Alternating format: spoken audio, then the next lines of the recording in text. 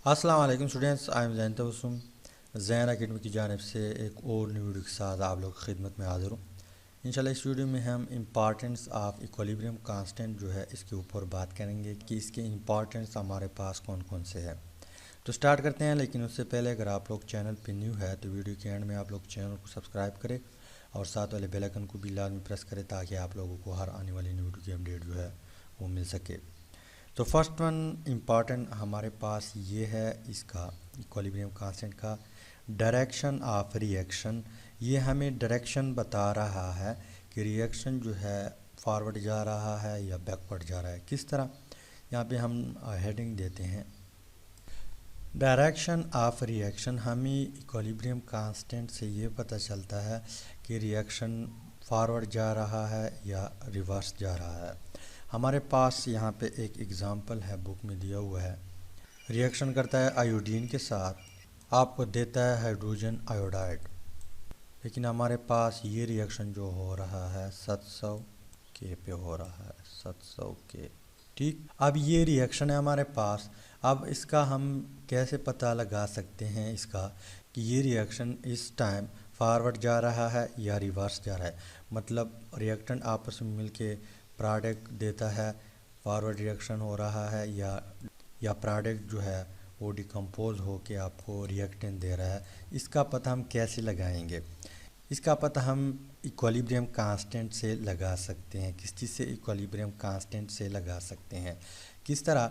इस तरह लगा सकते हैं कि ये रिएक्शन जो है इसको ऑलरेडी मालूम किया हुआ है कि इसका जो Kc है, Kc हमारे पास क्या है? इक्विलिब्रियम कांस्टेंट है Kc। इक्विलिब्रियम कांस्टेंट को हम Kc भी कह सकते हैं और Kc हमारे पास इक्वल टू है प्रोडक्ट डिवाइडेड बाय रिएक्टेंट। हमारे पास Kc क्या है? एक रेशियो है किस चीज़ का? Product divided by reactant. मतलब यहाँ पे हम प्रोडक्ट की कंसंट्रेशन ऐड करेंगे डिवाइडेड बाय जो डिनोमिनेटर है इसमें हम रिएक्टेंट की कंसंट्रेशन ऐड करेंगे। यहाँ पे एक रेशियो आ जाएगी, एक वैल्यू आ जाएगी, वो हमारे पास क्या होगी? Kc होगी। अब इस रिएक्शन का ऑलरेडी मालूम किया हुआ है, कितना है? 700 के पे हमारे पास जो इसकी Kc आई हुई है वो 57.0, लेकिन एट 700 के।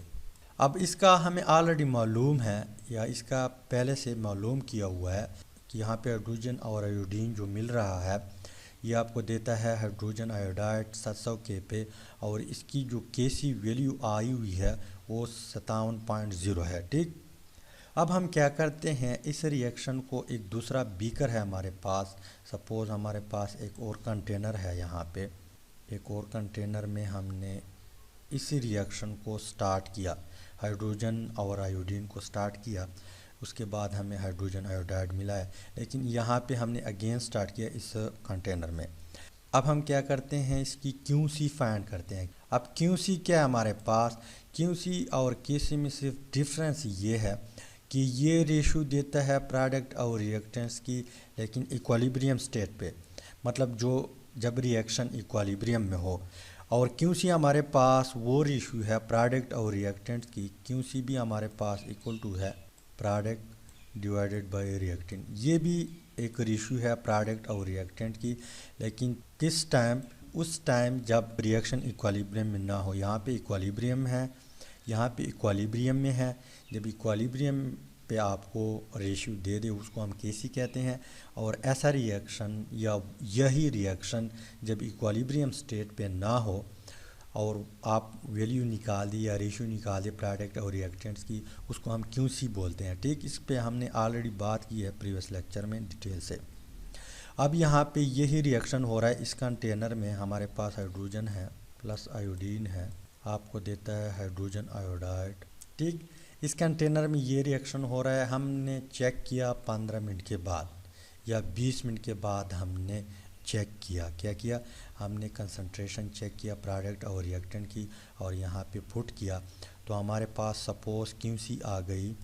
मतलब यहाँ पे हमने वैल्यू पुट कर दी, रिएक्शन स्टार्ट किया, 15 या 20 मिनट के बाद हमने चेक किया कंसंट्रेशन यहाँ से उठा के प्रोडक्ट और रिएक्टेंट की, और हमने एक रेशियो निकाल दी। सपोज़ हमारे पास Qc की वैल्यू आ गई 40।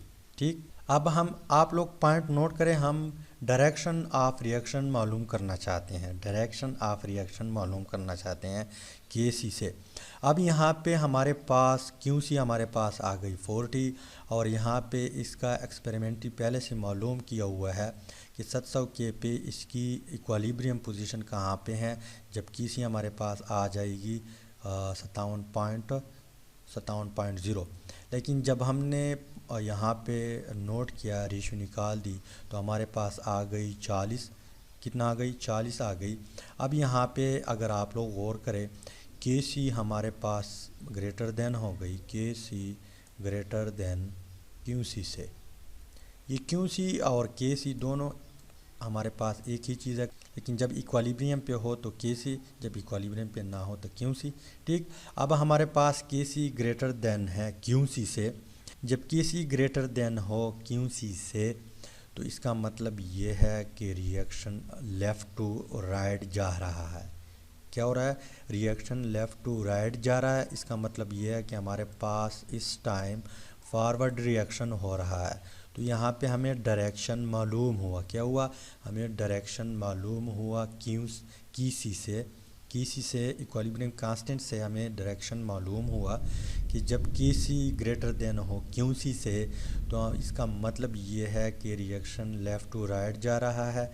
जब लेफ़्ट टू राइट जाएगा रिएक्शन, तो इट मीन्स कि यहाँ पे फॉरवर्ड रिएक्शन हो रहा है। जब फॉरवर्ड रिएक्शन हो रहा है तो इसका मतलब ये है कि इस टाइम हमारे पास इसकी कंसंट्रेशन ज़्यादा है, इसकी कंसंट्रेशन कम है, प्रोडक्ट कम बना हुआ है, इसलिए रिएक्शन फॉरवर्ड जा रहा है।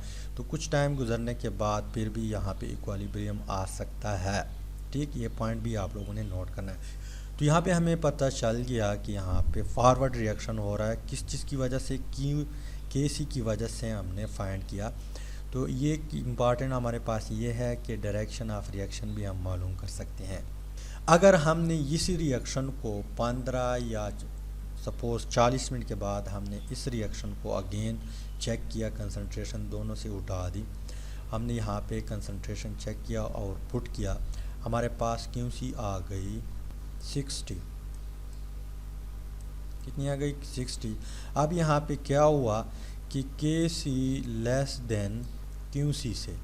जब के सी लेस देन हो क्यू सी से तो इसका मतलब ये हमारे पास कि रिएक्शन राइट टू लेफ़्ट जा रहा है, या इसका मतलब ये हमारे पास कि यहाँ पे रिवर्स रिएक्शन हो रहा है, बैक रिएक्शन हो रहा है या रिवर्स रिएक्शन हो रहा है, और प्रोडक्ट ज़्यादा अमाउंट में प्रेजेंट है और इसकी डिकम्पोजिशन अब हो रहा है, इसी वजह से यहाँ पे रिवर्स रिएक्शन हो रहा है। तो यहाँ पर हम रिवर्स या फॉरवर्ड रिएक्शन जो है उसको फाइंड आउट कर सकते हैं किसी की मदद से। अब जो दूसरी हमारे पास पॉइंट है या दूसरा इम्पॉर्टेंट है हमारे पास, वो क्या है? Extent of reaction. Extent of reaction का मतलब ये है कि हमारे पास सपोज़ एक रिएक्शन है, हमारे पास कार्बन मोनोऑक्साइड है, इसकी हम ऑक्सीडेशन करवाते हैं 1000 के पे, आपको प्रोडक्ट मिल गया कार्बन डाइऑक्साइड। ठीक, अब यहाँ पे अगर के सी की वैल्यू बहुत लार्ज आ गई, क्या आ गई? लार्ज आ गई। लार्ज का मतलब ये हमारे पास कि अगर के सी आपके पास आ गई, आपने क्या किया? रिएक्टेंट्स और प्रोडक्ट की कंसंट्रेशन उठा के, क्योंकि के सी हमारे पास इक्वल टू है प्रोडक्ट डिवाइडेड बाय रिएक्टेंट, आपने प्रोडक्ट और रिएक्टेंट की कंसंट्रेशन उठा के आपको इस तरह वैल्यू दे दी कि 2.2 मल्टीप्लाई बाई 10 की पावर 22।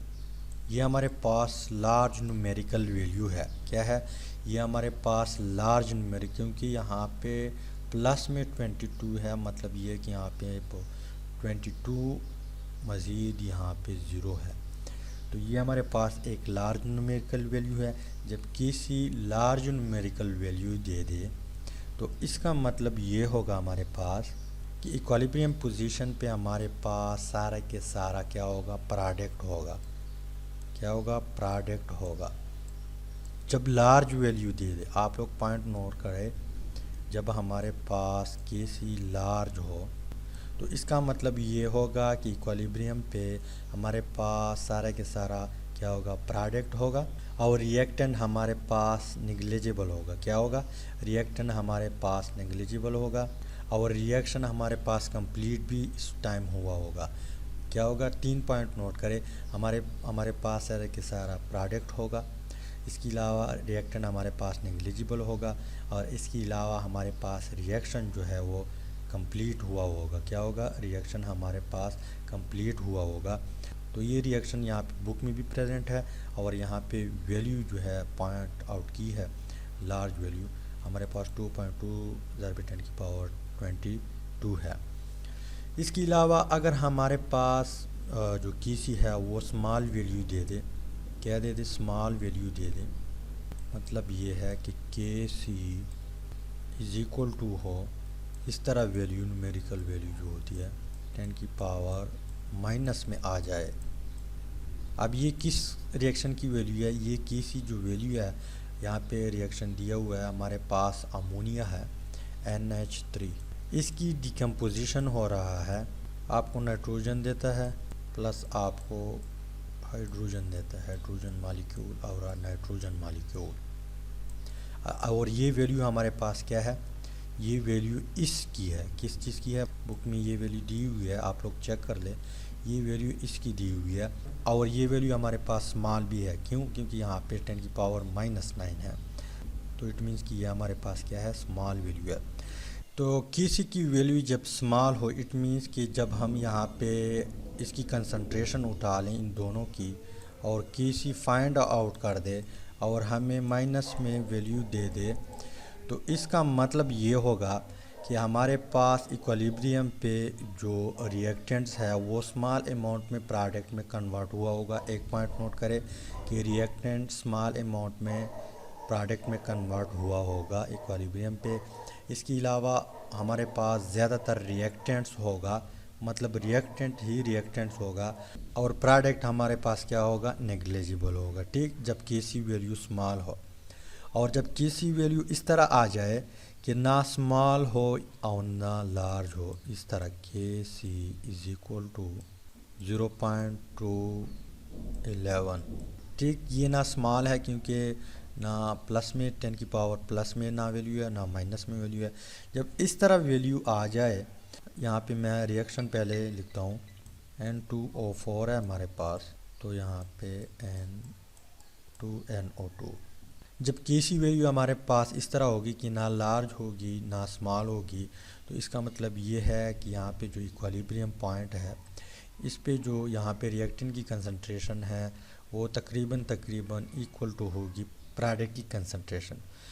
तो ये हमारे पास दो इम्पॉर्टेंट्स है इक्विलिब्रियम कांस्टेंट की। उम्मीद करता हूँ वीडियो की समझ आई होगी। अगर समझ आई है वीडियो को लाजमी दोस्तों के साथ शेयर करें। Finally thanks for watching.